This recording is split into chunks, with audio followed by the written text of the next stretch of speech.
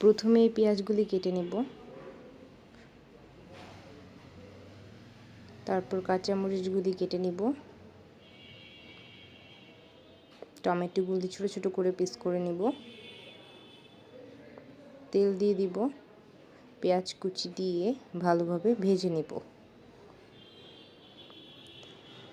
Tomato দিয়ে দিব, এখন এটা একটু ভেজে নিব।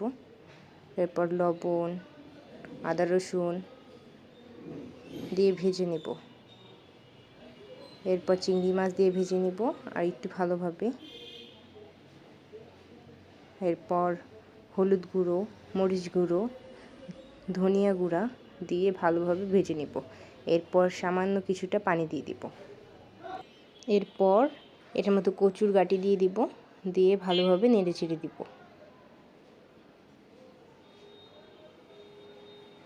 ঢেকে দিব প্রায় 10 মিনিটের মতো।